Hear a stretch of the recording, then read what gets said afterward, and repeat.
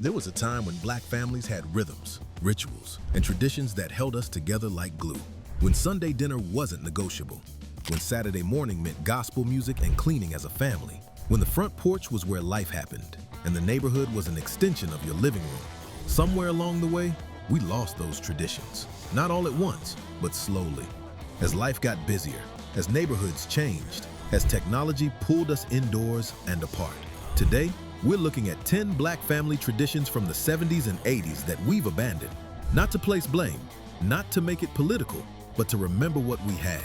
To feel the difference between then and now. To honor what made us who we are. If you lived through these times, get ready to feel something. 1.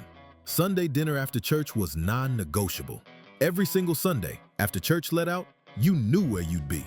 At somebody's table, your grandmother's house, your auntie's house, your mama's house, whoever was cooking that week. But Sunday dinner was happening, and you were going to be there. This wasn't a casual lunch. This was the meal. The table would be loaded like Thanksgiving. Every single week, fried chicken still hot from the cast iron skillet, collard greens that had been simmering since Saturday night with ham hocks, macaroni and cheese with that golden crust on top, candied yams glazed with butter and brown sugar, cornbread crumbling and perfect, potato salad with eggs and relish and just the right amount of mustard, sweet tea so sweet it made your teeth hurt. But the food was only part of it. Sunday dinner was about the whole family gathering in one place. 3, sometimes 4 generations around that table.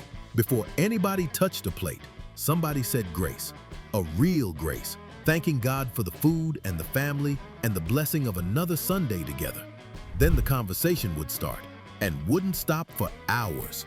Elders told stories about the old days, about coming up from the South, about people long gone. Kids shared what was happening at school. There was laughter that made your stomach hurt, maybe some gentle arguing, definitely some teasing. And nobody left until they were good and ready. You didn't eat and run. You stayed, you lingered, you soaked it all in. Sunday dinner was more than food. It was family bonding, cultural transmission, spiritual refreshment. It was a reset button after a long week, reminding you that no matter what you faced out there in the world, you had this. You had family. You had a table that welcomed you. You belonged somewhere. This tradition came from deep roots, from enslaved ancestors who made Sunday the one day they could gather and pretend they were free, from grandparents who carried it north during the Great Migration.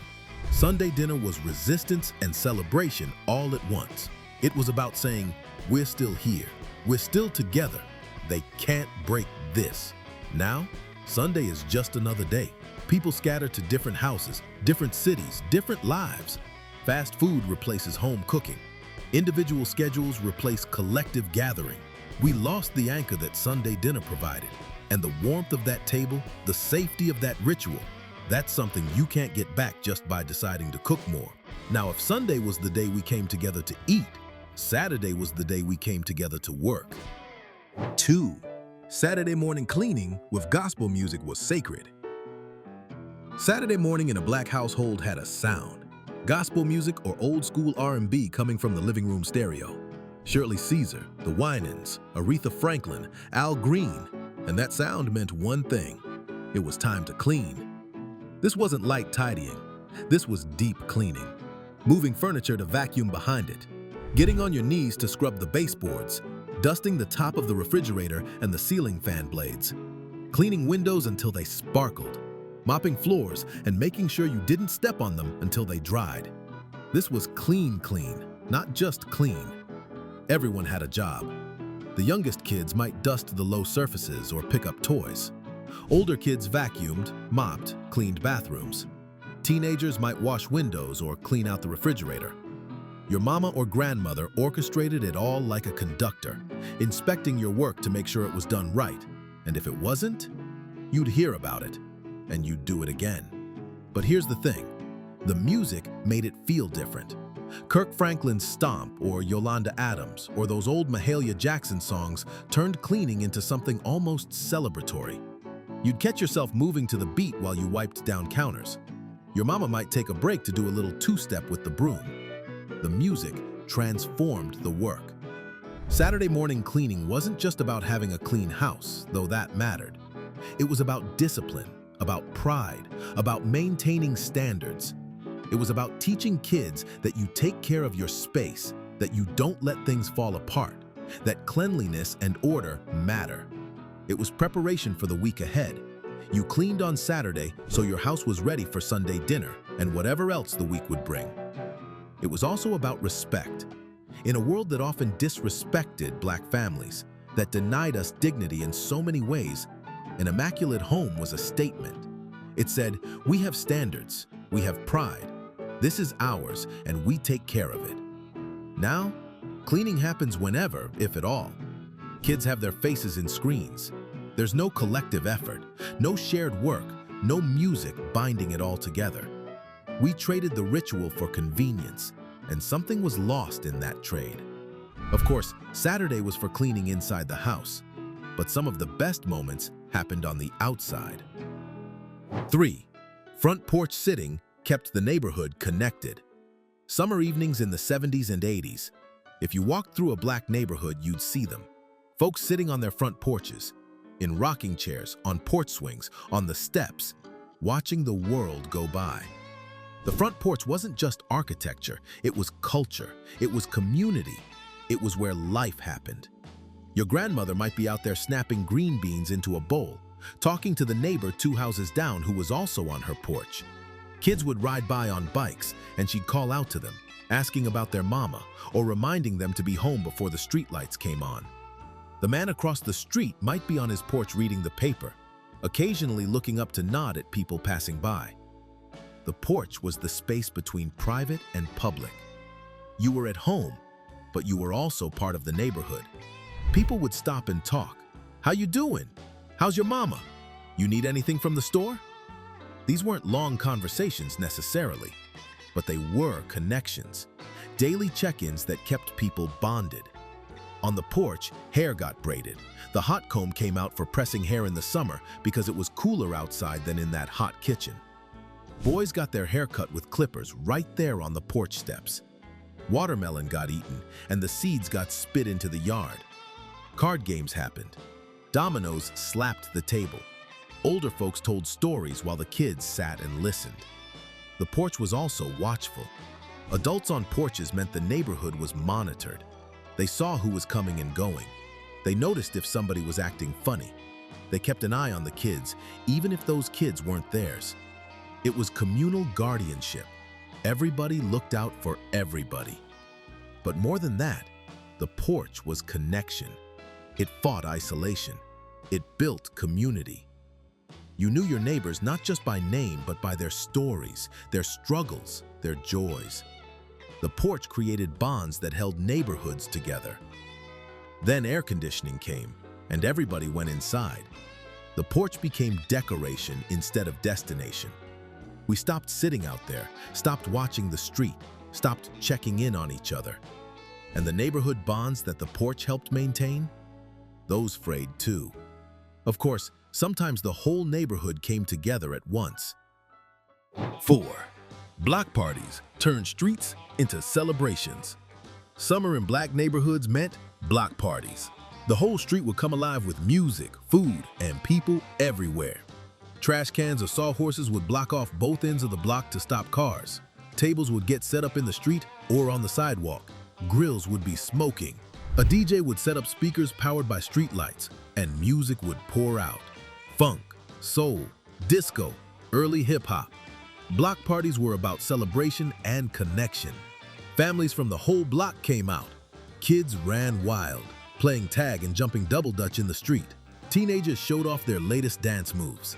Adults stood around in clusters, talking, laughing, holding red Solo cups.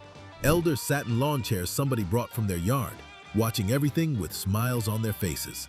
The food was serious. Multiple grills going at once, ribs, chicken, hot dogs, burgers. Somebody brought potato salad. Somebody else brought baked beans. Somebody else had mac and cheese. Somebody made Kool-Aid in a big cooler. The kids got plates first, then the elders, then everybody else. And you ate standing up, sitting on somebody's car, wherever you could find a spot. The music kept people moving. You'd see old couples doing dances from back in their day, young kids trying to learn the electric slide or the cha-cha slide. The DJ might call out people by name, and they'd come out and show what they had. It was community performance, community joy. Block parties weren't just fun, though they were definitely that. They were also bonding. They turned a street full of houses into a neighborhood full of people who knew each other. They created shared memories. Remember that block party when so-and-so did that thing? They made kids feel like they were part of something bigger, something safe. In some places, block parties had even deeper meaning. In the Bronx in the 70s, they were where hip-hop was born. DJs like Kool Herc and Grandmaster Flash turned block parties into laboratories for a whole new culture. But even in places where hip-hop wasn't being invented, block parties were spaces of black joy, black community, black self-determination. We created our own celebrations in our own spaces. Then, gentrification scattered people. Neighbors moved away. Permit requirements made it harder to close streets. Insurance became an issue. Noise complaints came from new residents who didn't understand the culture. And slowly, the block parties stopped happening. We still have cookouts, sure, but they're smaller, more private, usually in somebody's backyard.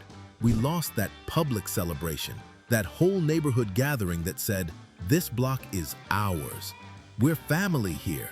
While block parties happened in summer, there were other traditions tied to specific seasons. 5. Holiday talent shows, celebrated family gifts. Christmas and Thanksgiving in black families weren't complete without the talent show. After dinner, after the plates were cleared, everybody would gather in the living room for the show. Kids would recite poems they'd memorized. "Still I Rise" by Maya Angelou was a favorite, or something from Langston Hughes.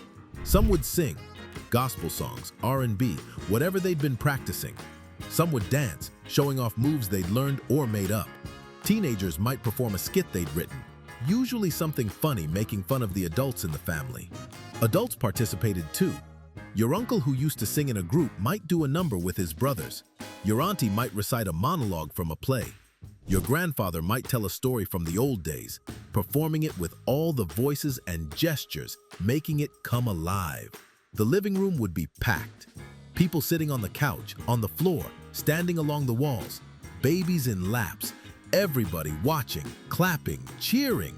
When somebody did well, the room erupted. When somebody messed up, people laughed with them, not at them, and they got applause anyway for trying. These talent shows weren't just entertainment, they were affirmation. They told kids, "You have gifts, you have something to offer. We want to see what you can do." They built confidence, they created memories, they bonded the family through shared performance and shared pride. They also transmitted culture. Kids learned poems and songs that had been passed down. They learned to perform, to speak in front of people, to not be afraid of the spotlight. They learned that the family celebrated excellence, celebrated effort, celebrated them. Now, kids perform for screens instead of for family. Talent is showcased on TikTok or Instagram, not in the living room after Thanksgiving dinner. We lost that intimate, family-centered celebration of each other's gifts.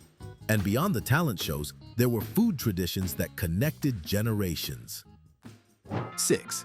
Food prep as family time. Taught culture through cooking. Thursday afternoons in summer, you might find 3 generations on the back porch or in the kitchen shelling peas together. Grandmothers, mothers, daughters, aunties and cousins, hands moving in rhythm, peas dropping into the bowl, conversation flowing. Or Saturday mornings, you'd be at the kitchen table with your grandmother, cleaning collard greens. She'd show you how to tear out the tough stems, how to check for bugs, how to rinse them in the sink. She'd tell you stories while you worked, about her childhood, about people you never met, about times you couldn't imagine. Cooking in black families wasn't solitary, it was communal. Multiple people in the kitchen, everybody with a job. One person seasoning the chicken, another making the cornbread, somebody else stirring the greens, somebody peeling sweet potatoes for the candied yams.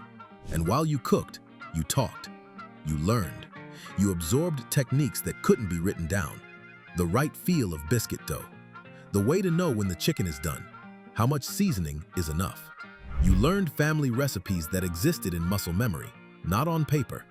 You learned who liked what, who was allergic to what, What dish was saved for special occasions? But more than cooking skills, you learned culture. You learned about where your family came from, about struggles they endured, about joys they celebrated. You learned values, about taking care of family, about sharing what you have, about turning scraps into something delicious. You learned pride in the food, in the techniques, in the traditions. Food prep was bonding time disguised as work. The peeling, the stirring, the seasoning. These were moments of togetherness, moments when elders passed down wisdom, moments when younger generations absorbed family history without even realizing it. Now, cooking is fast, solitary, convenient. Meal prep services and DoorDash replace the kitchen full of family. Kids don't learn the family recipes because nobody's teaching them. We're losing the techniques, the flavors, the stories that came with them. Beyond the kitchen, there were other spaces where wisdom was passed down. 7. Porch talk with elders was where wisdom lived. Late afternoons, especially in summer, you'd sit on the porch with your grandparents or your great aunt or whoever was the elder in your life. They'd be in the rocking chair or the lawn chair. You'd be on the steps or the porch swing, and they'd talk. They'd tell you about the old days, about growing up in the South, or about coming north during the Great Migration, about what things were like before integration, before civil rights, before so much changed, about people you'd never meet, ancestors whose names you needed to remember. But they didn't just tell stories for entertainment. They were teaching you about resilience, about survival, about dignity, about how to carry yourself in a world that wouldn't always be kind, about who you come from and what that means. Sometimes the lessons were explicit. Baby, let me tell you something.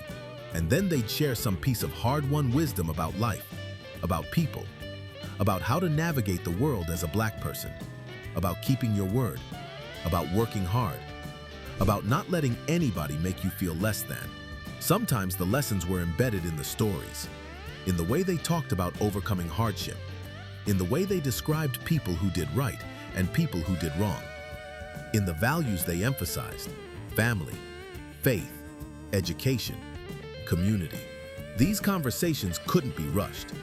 They happened in the in-between times, in the quiet moments, when you were just sitting together and they decided to share. You couldn't schedule them. You couldn't make them happen. But if you were there, if you were present, if you listened, you got something precious. Porch Talk with Elders was cultural transmission in its purest form. It was how we learned who we are. It was how we understood where we came from. It was how wisdom moved from generation to generation. Now, elders live in assisted living facilities or in different cities. Kids are too busy with activities and screens. And even when we're in the same space, we're not really present. We lost those quiet moments of connection, those informal but irreplaceable lessons. Of course, wisdom was also transmitted in more formal settings. 8. Church youth programs built character and community. Wednesday nights and Sunday afternoons, Black kids were at church, not just for service, but for programs. Youth choir, Sunday school, vacation Bible school in summer, youth usher board, junior deacons, BYPU, Baptist Young People's Union. Whatever your church had, you were involved. These programs weren't just religious education, though that was part of it. They were character building. You learned public speaking by reading scripture in front of the congregation. You learned responsibility by being an usher who had to show up on time and wear your uniform correctly. You learned teamwork through choir practice. You learned discipline through memorizing Bible verses and church liturgy. You also learned community. Church youth programs mixed kids from different neighborhoods, different schools, different backgrounds. But in that church setting, you were all part of the same family. You looked out for each other. You encouraged each other. You held each other accountable. Church was where you learned to dress up and carry yourself with dignity. Boys wore their good pants and button-up shirts. Girls wore their dresses and patent leather shoes.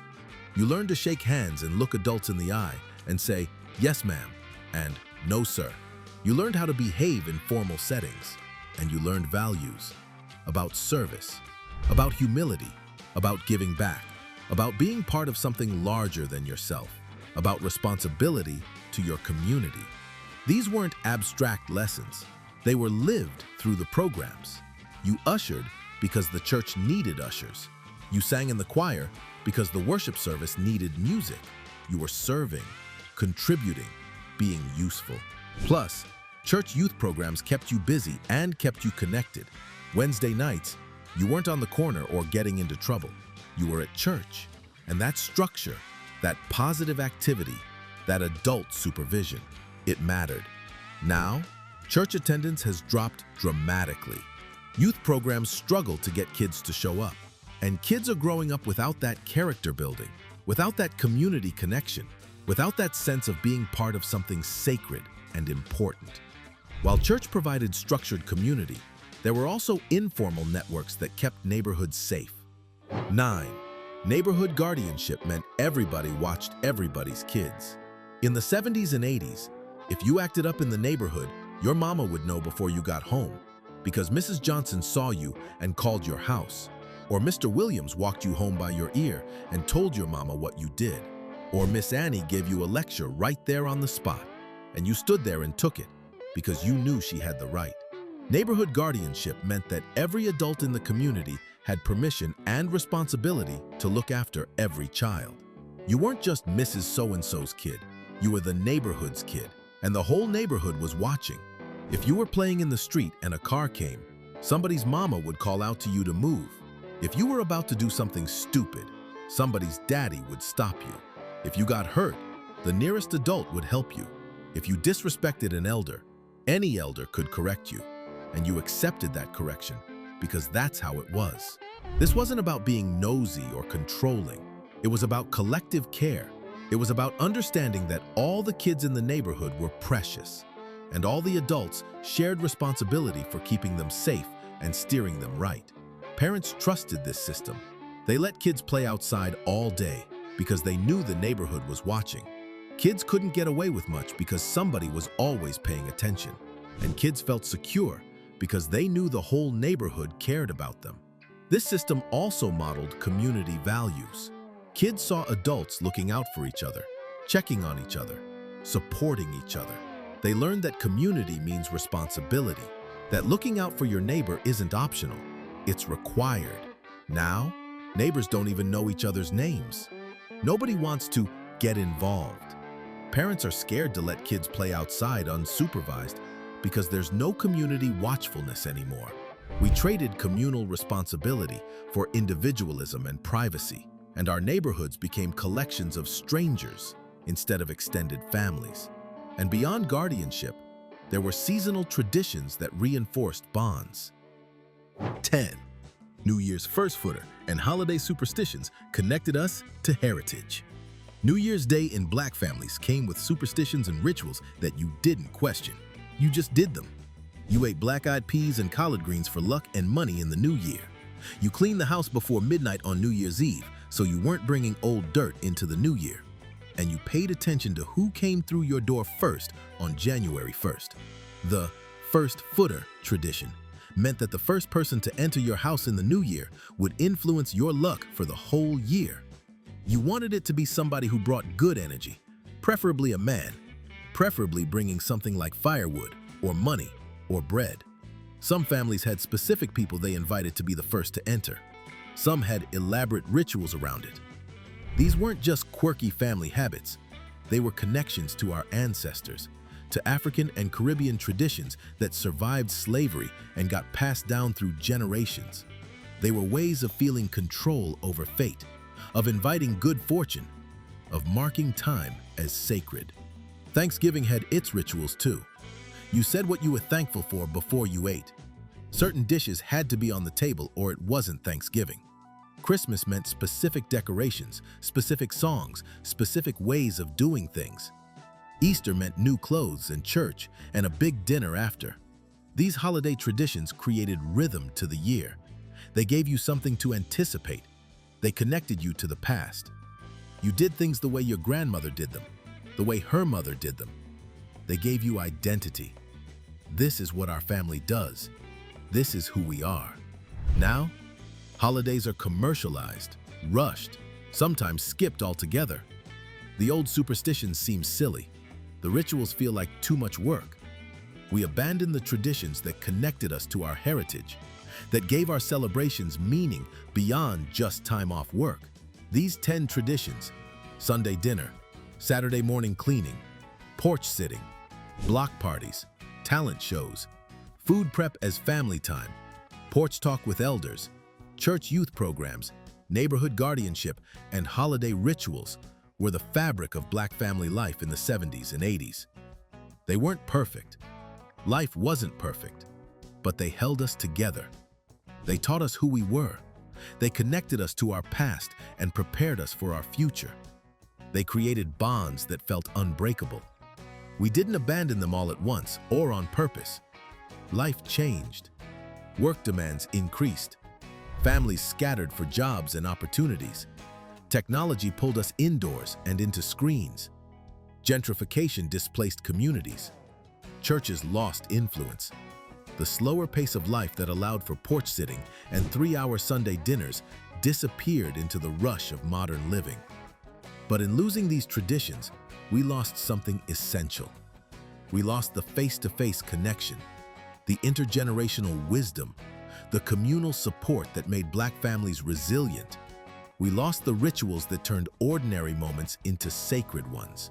We lost the feeling of being part of something larger than ourselves. Before we wrap up, I want to hear from you. Hit that subscribe button for Black Then so we can keep honoring these memories together, keep preserving our culture and our stories. Which of these traditions hit you hardest? Which one do you miss the most? Are there traditions I didn't mention that your family had? Drop your memories in the comments. I want to hear them. Because this is how we keep these stories alive.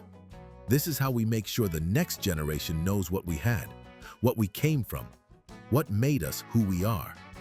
The warmth of those Sunday dinners, the sound of gospel music on Saturday morning, the comfort of sitting on the porch watching the world, the joy of the whole neighborhood celebrating together, the wisdom passed down in quiet moments, the sense of being watched over, cared for, connected to something bigger than yourself.